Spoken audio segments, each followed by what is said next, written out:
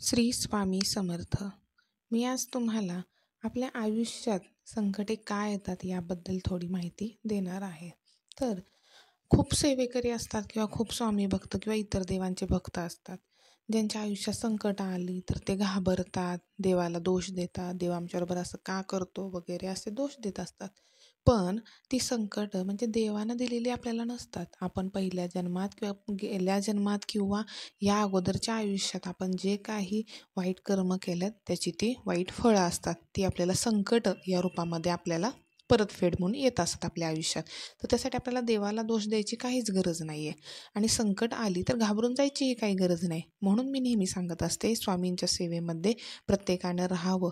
म्हणजे या संकटकाळी आपल्याला स्वामी देतात की तुम्ही त्या संकटाला लढण्याची तुम्हाला शक्ती सगळं काही स्वामी देतात तुम्हाला. पण तुम्हाला स्वामींची सेवा करणं फार गरजेचं आहे. त्यामुळे मी आज तुम्हाला संकट आपल्या आयुष्यात काय येतात याबद्दल थोडी माहिती देणार आहे.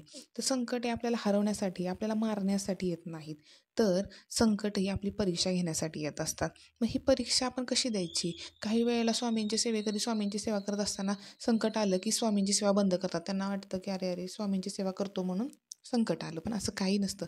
संकट ही तुमच्यातली शक्ती आणि जिद्द पाहण्यासाठी येत असतात. तुम्ही संकट आल्यानंतर स्वामींची सेवा सोडता का? स्वामींच्याबरोबर किती तुम्ही एकनिष्ठ आहात ते स्वामींना तुम्हाला पाहायचं असतं. आणि तुम्ही काय करा, इथून पुढच्या आयुष्यात तुम्ही कोणाला फसवू नका. म्हणजे संकट रूपात कोण तुम्हाला फसवण्यासाठी तुमच्या आयुष्यात येणार नाही. कोणाला अडचणीत आणू नका, कोणाची हिंसा करू नका. तुम्ही जर स्वामींची सेवा करत असाल तर कधी कोणाला तुच्छ लेखू नका, कोणाला कधी उलटसुलट बोलू नका, मागे कोणाची निंदा करू नका. म्हणजे ह्याच गोष्टी असतात ज्या आपल्याला पुढच्या आयुष्यात संकटे, अडचणी म्हणून आपल्यासमोर उभ्या राहतात. तर आपण अडचणी आणि संकटे आयुष्यात नसतात. तसं बघायला गेलं तर ते आपल्या मनात असतात. ज्या दिवशी आपण मनावर विजय मिळवाल ना, त्या दिवशी आपोआप मार्ग निघेल. आणि संकटांना कधी कंटाळायचं नसतं, त्यांना फेस करायचं असतं, त्यांच्या विरुद्ध आपण जायचं असतं की एकपट संकट आहे ना, डबल काय करायचं ते करा. समोर त्याच्या फेस करायला उभं राहायचं असतं, संकटांना तोंड द्यायचं असतं. तेव्हा ते संकट तुमच्यापासून लांब जातात. जसं की आपण घरात एखादा पाहुणा आला, जर त्या पाहुण्याला तुम्ही योग्य ते मान सन्मान दिला तर तो पाहुणा परत तुमच्या घरी येणार, नाही तर नाही. तसं संकटाचं हे असतं. तो पाहुणे बनूनच आपल्या आयुष्यात आलेले असतात. त्यांना एक ना एक दिवस जायचं तर असतं, पण लवकर न जाण्यासाठी ते तुम्हाला त्रास देत बसतात. तुम्ही जर त्यांना कवटाळून बसला तर रडत बसला तर ते कधीच जाणार नाहीत, कारण त्यांना तेच हवं असतं, कारण ते तुम्हाला दुखवण्यासाठीच आलेले असतात. पण तुम्ही त्यांना फेस करत असाल तर ते तुमच्या शक्तीला, तुमच्या ताकदीला पाहून ते परत फिरतात. त्यामुळे तुम्ही ते फेस करायचं की रडत बसायचं हे तुमच्यावरती आहे. संकट आल्यानंतर कोणालाही त्याचं तुम्ही कोणालाही दोष द्यायचा ना देवाला ना स्वतःलाही द्यायचं नाही. ते फेस करत राहायचं आणि स्वामींची सेवा करत राहा. कारण संकटकाळी जी काही जर काय आपल्याला उपयोगाला पडत असेल तर ती स्वामींची केलेली सेवा आहे. जरी तुम्ही संकटात नसाल तरीही तुम्ही स्वामींची सेवा करा. आणि संकट ही तुम्हाला मारण्यासाठी येत नाहीत. कारण काही लोक संकट आल्यानंतर आत्महत्या करू वगैरे असे काही विचार करतात, काही करतातही. पण तुम्ही एकदा आयुष्य गमावलं तर पुन्हा ते आयुष्य तुम्हाला मिळणार नाही. हा जन्म माणसाचा गमावला, नेक्स्ट टाईम तुम्हाला कोणता जन्म भेटेल तुम्ही सांगू शकत नाही.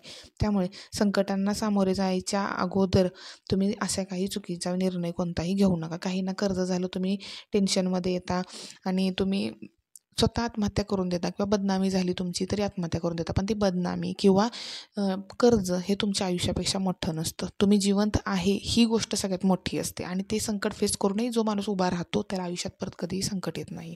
त्याला देव स्वतः त्याच्या पाठीशी उभा राहतो. देव तुमची परीक्षा पाहायला आलेला असतो, तर तुम्ही देवाच्या पुढे हार मानू नका. तुम्ही संकटाला फेस करा आणि संकट जो फेस करून तो पुढं जातो तोच खरा माणूस असतो.